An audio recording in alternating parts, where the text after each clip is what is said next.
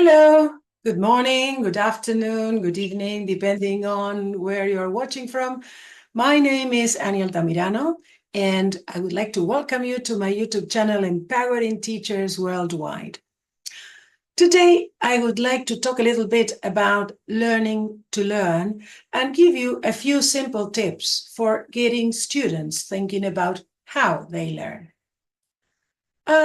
Research has found that successful language learners have noticeable characteristics and also that they are highly motivated.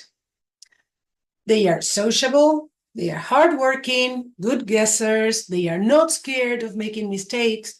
They are also able to apply all these factors in their language learning. Comparing good language learners to those who are less successful, it can be observed that the latter have not recognized the way they learn yet, while the more successful students have control over their learning strategies.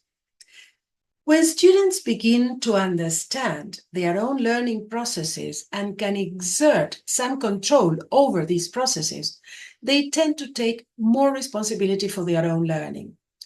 This self-knowledge and this skill in regulating one's own learning is a characteristic of good learners. An integral part of a teacher's role, I think, is to provide children with opportunities to talk and think about their learning. Once a child begins to put thoughts into words, we can see what is going on for that child, what they are doing and how they are doing it. And we can then model and support this process by using think alouds in which the thoughts are voiced. For example, when spelling a word, you can voice some of the thinking a child might be doing, like, how do I spell shine? I know it begins with a sh. And I also need an I sound. I think it means using a magic E, and then in with an E makes an I sound. So not only does the voicing of thoughts enhance learning, but once voiced, these thoughts are visible to us, the teachers, and we can use this knowledge to support learning. Through talking about the processes of learning, children will become more aware of themselves as learners, better able to self-evaluate what they are doing, and deepen their understanding of what they have been learning. So, in order to do this, we need to provide them with some basic language.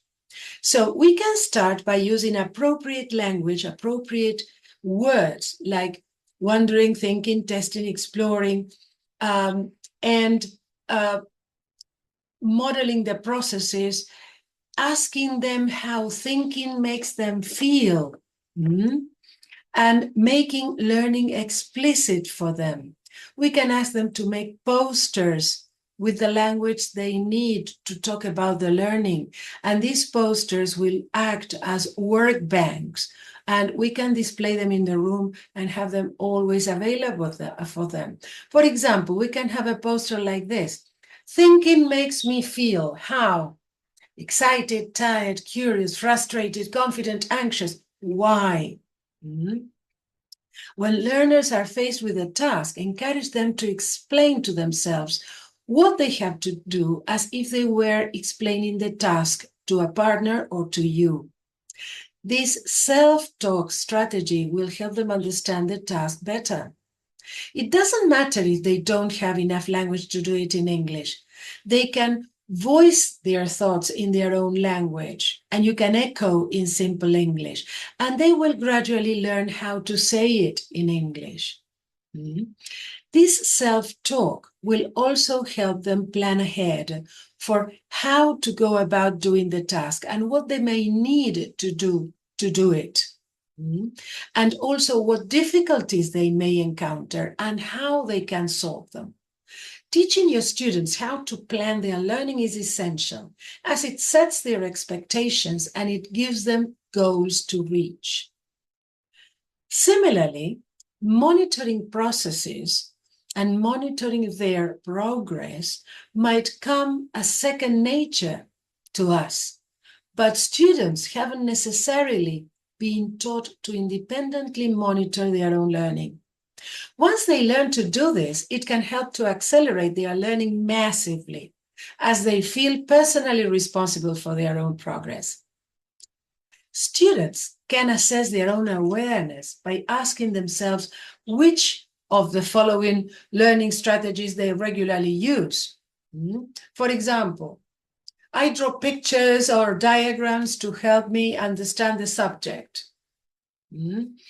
I make up questions that I try to answer about this subject. When I am learning something new, I think back to what I already know about it.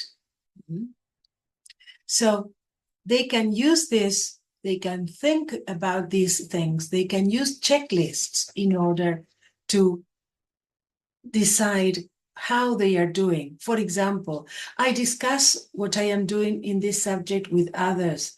I practice things over and over until I know them well in this subject. I make note of things I don't understand very well. When I don't understand something, I go back over it again and then ask my teacher or peers. I organize my time to manage my learning.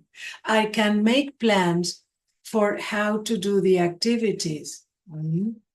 And you can also teach them words, verbs that are useful for them to think about all this. Suggest, check, improve, explore, think hard, make changes. You provide them with useful language. So you can also give them a strategic checklist, thinking about self-talk, planning ahead, monitoring processes, and assessing their own awareness. And they can then decide what they are going to do. Yes. And you have this checklist displayed on posters in the classroom. Or you can make copies of the checklists for self-assessment. And they can check, they can put ticks or crosses next to the strategies that they are using.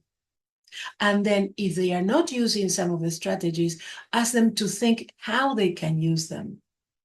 Once your students become aware of how they learn best, they will be able to put this into practice, both in class and in their autonomous learning time. They will be empowered to learn faster and more accurately, which in turn will motivate them to continue learning. And they will finally get to realize that, hey, what they like best really makes a difference. So this is all for today. I hope you find these ideas useful and you are also encouraged to look into these ideas about learning to learn even more. If you want to learn more about this and other topics, you can subscribe to my YouTube channel by clicking on the little bell on my profile to be notified when I post. You can also visit my webpage, anniealtamirano.com, to learn about the services I provide. You can read my blog, and of course, you can always reach me by email if you have further questions. So, this is all for today. Have a lovely day and see you soon. Bye-bye.